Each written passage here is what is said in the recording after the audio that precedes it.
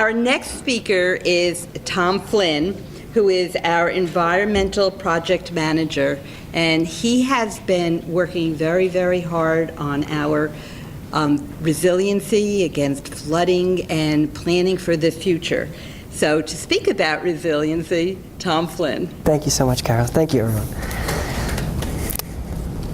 If the lights turned off in this room right now, the average human heartbeat would increase. Why? Fear. Fear of the unknown, fear of vulnerability, fear of not knowing what's next. It's common, it's biological. But what can we do to stop it, right? Picture you're in a room much like that. Total darkness. You can hear a pin drop. And your worst nightmare comes to life. You're not alone in the room. There's a monster. The monster's growing in size, scale, and scope. There's a couple things you can do, right? Especially when the monster starts to talk to you and say things like sea levels are rising, infrastructure is aging. You have to plan, and the plans are old. You can either stay in the darkness, you could quiver in fear, you could say that the monster's too big to hit. Or you could turn the lights on like we've done in Woodbridge, and you could say the monster is just too big to miss. See, that's what we've done. We've defined resiliency, and we've redefined resiliency. We've talked about resiliency because we have to. These are real problems, the real issues. We've talked about hazard mitigation. We've talked about designs and plans and engineering. We've talked about evacuation routes, and now we've implemented them. We're going somewhere. We have a vision for the future.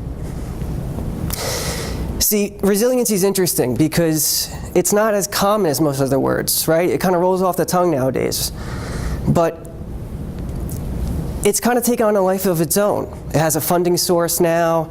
It's tied to jobs. It's tied to real life humans. It's tied to the ecology of the area. It's tied to the interconnectivity between how we interact with the environment. And it's interesting because resiliency always wasn't that. It wasn't always so static. It wasn't always so quantifiable. And it's still not, truthfully. Resiliency is much more. It's about perception. And it really makes me think of a great story that I always turn back to.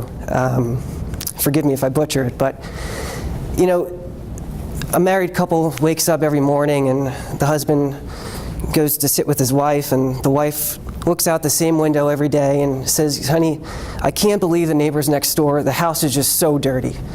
When are they ever going to clean it?" Day in and day out, the same situation occurs. Finally, one morning they wake up and the wife says, "Honey, I can't believe it. They clean next door. It's finally clean. There's no more cloud. There's no more dirt." And the husband kind of chuckled and said, "Honey, I woke up early this morning. I cleaned our windows." See, it's about perception. It's about being able to see and have retrospectivity as to what we've already done and where we're going. See, it makes me think back to when I tried to first define resiliency. And it was almost 10 years ago. I called it simple, seamless, and systematic. Truthfully, I could have called it harder, hardest, and impossible. These are hard decisions. Nothing is simple about this, but we're doing it. We're taking strides to the future. Nothing is seamless about this, but we have to do it. It's necessary. And it's not always systematic, but we have to have these conversations. See, we've turned the lights on in Woodbridge, and we have a clear vision of the future. Thank you.